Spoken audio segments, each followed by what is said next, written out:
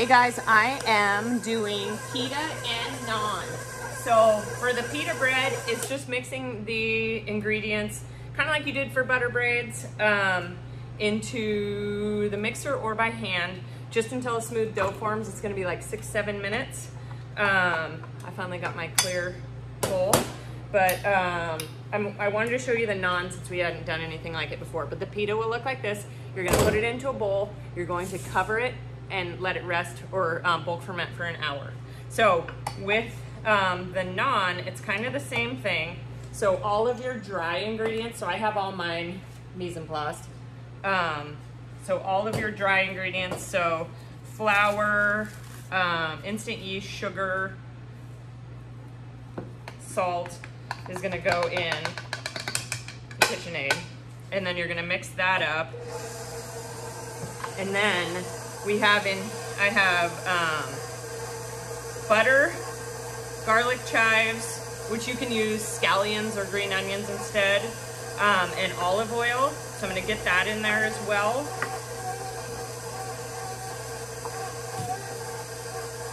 Make sure you get all that goodness in there. And then I have an egg. And then I have Greek yogurt. So it's just an addition of fat in there, and it kind of makes it tangy. I really love naan so much, and you fry it instead of cook it in the oven. So there's gonna be 2 different cooking methods going on in these that I'll demonstrate to you guys when they're done bulk fermenting. And then I need to add some water to this, so a half a cup of water. And then I'm gonna mix it just like we do for the pita for 6-7 minutes until a smooth dough forms. Then I'm gonna wrap it and let it sit for an hour to bulk ferment. Okay, so I'll be back. All right, it started without me knowing, but this is pita bread and naan. So our flatbread unit, you can't even see my face, but that's okay. So for pita bread, so it's a little bit stickier of a dough. So I portioned them out into 3-ounce portions, and then I rolled them just to get that shape. It's a sticky dough, so you're gonna need flour. So you guys are gonna do one or the other. For pita bread, so get flour on both sides of it, and then you're gonna roll it. And I just like pick it up and keep rolling it from the center out.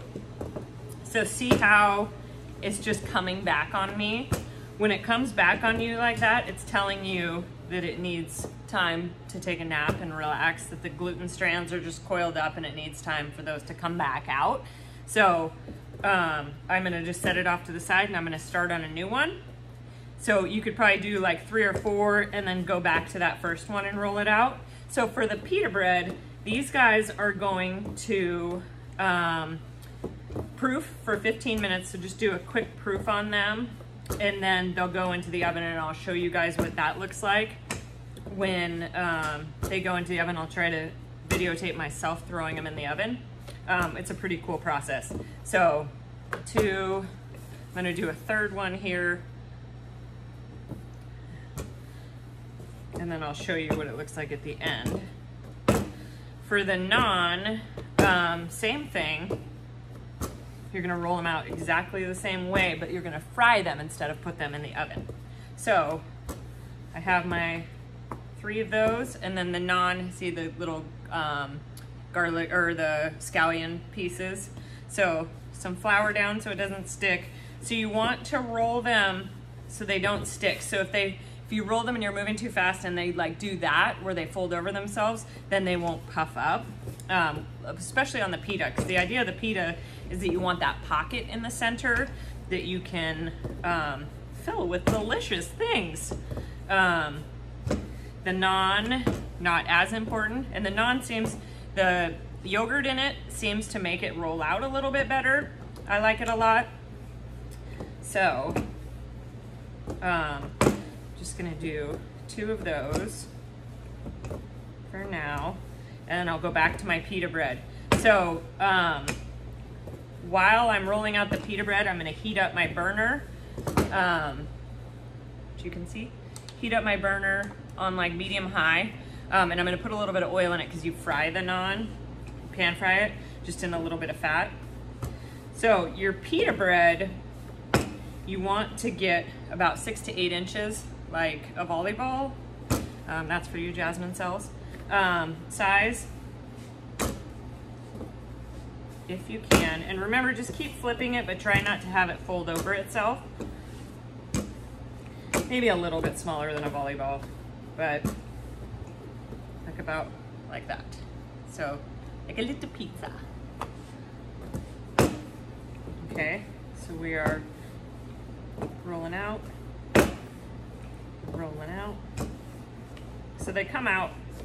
If you just give them like a minute or so to rest, then that's all that they really need. So I'm gonna put some oil into my pan so I can fry up that naan for you, show you that.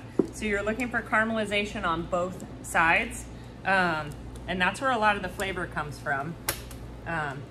Just like I say with everything, caramelization is flavor and it's delicious. So, 2 things. If you, depending on what you want to eat your flatbread with, so I was saying that most cultures have a flatbread, and different things. Naan is usually eaten almost like a pocket, like folding it like that, and pita, you can open it up and there's a pocket on the inside, which I'll show you. And then like tortillas, you guys know how to eat a tortilla really well. So I want the oil to be covering the bottom of the pan, and I want it to be hot before it goes in there. These guys, for the pita bread, I'm just gonna lay them out onto a sheet tray. Oh my gosh, so that was so funny. It totally fell over. My poor phone.